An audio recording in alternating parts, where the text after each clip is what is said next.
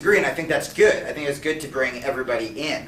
I just believe that right-wing economic policies, but also because I believe in science and facts, if you look at the numbers and you look at why extremists are having such an easy time recruiting, it's because we're in there killing civilians. When you look at these death tolls, they're outstanding. And when it comes to economic policies, these policies are blatantly making the poor poorer and the rich richer. And I don't think that's a left-wing thing. I think that's just a decent person thing. And when it comes to PJ O'Rourke, he kind of bothers me, so I don't care what he thinks. But I wasn't trying to be insulting. But I think that we should try to be reaching out to as many different people as possible. And I think next week, if there was a right-wing atheist speaker, I would come and I would support that, and I would figure out what we have in common as well. But I'm just telling you guys to look at the facts. And when it comes to the war, that there's a direct correlation between the war and between religious people. I would love to talk about how I'm a vegan and you guys should be a vegan. There's no direct correlation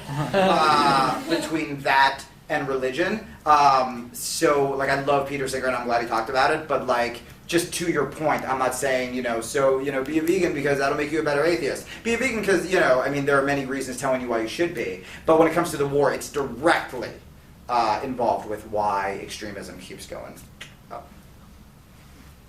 You say, this is a little bit off topic, but you say you're left. What sort of politics would you subscribe to? Like anarchistic or? I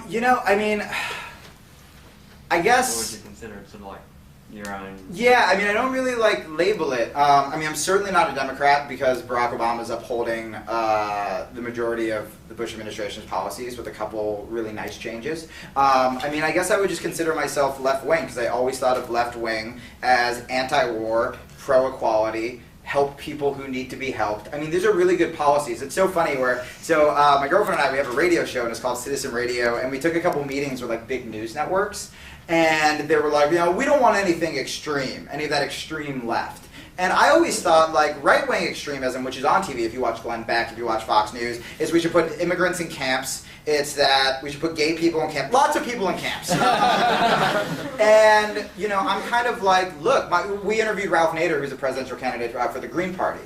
And he was an independent, but very left-leaning, or left-wing. And he's just we're not extreme. We want everybody to have education. We want everybody to have access to health care. We want everybody to be treated as equals. That's not extreme. So when it comes to parties, there's all sorts of political problems with all of the parties. I am just very proudly left-wing, whatever the fuck that means. Regarding your point with atheism and science, it seems to me a lot of what's holding people back is the mathematics and philosophy you need to, understand chemistry and astrophysics and evolution and so forth. Totally. We had PZ Myers on our radio show the other day, and I was like, what would you say to people who want to learn more about biology who might not know? And he was like, learn math. And I'm like, I'm going to strike you in your fucking face. Nope, not going to. Yeah, totally. It's really hard. Sorry, I didn't want to cut you off. I don't know. It's do we have any way around that? No, we don't. We don't. I wish we had a way around science being hard, but it's hard. It sucks. But it's a really good question. Certain people are good at certain things, and I think that if someone's not into science, I'm not good at science. I dropped out of high school. I've had to go back a long way and read up on a lot of basics to get to where I am. And it was really scary, and I felt like a fucking idiot, and it was really daunting, and I felt stupid, and I didn't want to do it, but I finally started doing it, and I got to where I am. Now, I have the luxury of doing it because I don't have any friends. I just don't have, I have to work an hour at night.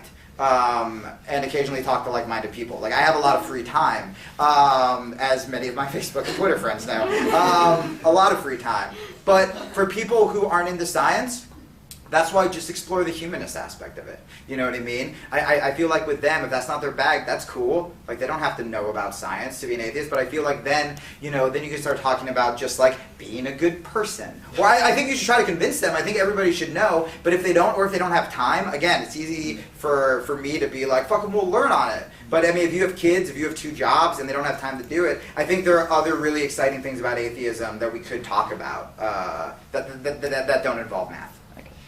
I think you're right. Just commenting on that.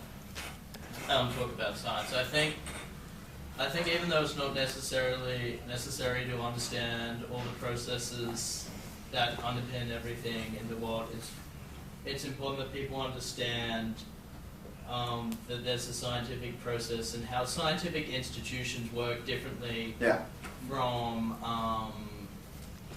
other institutions that you might be used to, and they've got such high standards and it's brutal, peer reviewed. That's a really good point that I want to touch on. Whenever I've argued with religious people, the two arguments, and I really wanted to ask all of you what the arguments you had. So email me, because I'm really curious, or Facebook me, where you've had the best luck breaking through. But two of the things that I always open with about how Richard Dawkins says he's an agnostic, technically, so they can't throw me because it's science. Because if a god right now fucking crashed through the ceiling and was like, I'm God, we wouldn't be like, I've read Daniel Dennett, sir. Like, we would just be like, holy fucking shit, my bad. You know what I mean? But I love that kind of scientific approach. And I also tell the story that Dawkins tells about, isn't it more exciting to always learn? Like, who wants to live their life being like, I already know everything?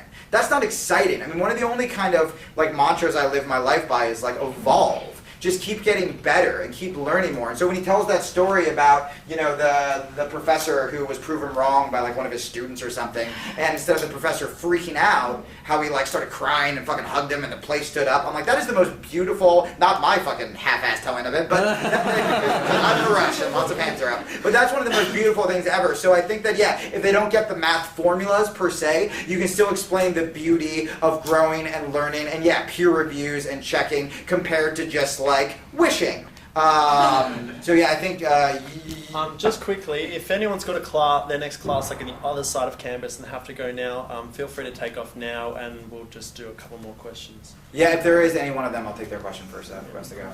Can you call them people? I'm starting to feel bad. No, I'll do it. Okay, yes. Yeah, I was reading about the Vatican's chief exorcist. Right. Whatever his name is, who says, the devil's at play. You probably could have stopped at Exorcist, but yes. It's so, Like, it's such bullshit, obviously. Yes. Just the whole idea of it. But, like, they get all this time in the media. Like, I clicked on the link in Google News, and there's thousands that say, the Vatican says this, the Vatican says, and we're all supposed to say, the devil might be at work. Like, right. Well, I mean, that's what's so crazy is that they're allowed to say it when in reality it should be like, if you had a list and if it was like, this side says don't fuck kids, this side says there's the devil running around. Like, we should win that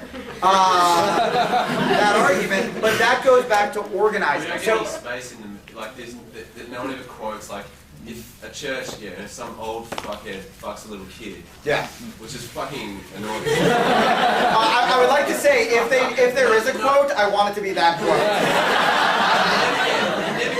You never get any of us in the media, probably because we don't organise, but like, we're the ones that are saying, this is going to happen again. Like, some old dude who's been told he can't have sex, he's going to touch a little kid. It's going to happen again. Here's what we need to do. If you look at America right now, let's use healthcare for example. The majority of people want universal healthcare. The majority of people want what you guys have. However, the health industry, their lobbyists, are very, very, very strong and very, very powerful. And they give lots of money, and they're at Washington every day meeting with Barack Obama. If you look at Israel-Palestine, your most left-wing... Now look, I'm a Jewish kid. I'm not saying everybody in Israel is bad, but every human rights organization has documented specific war crimes, right?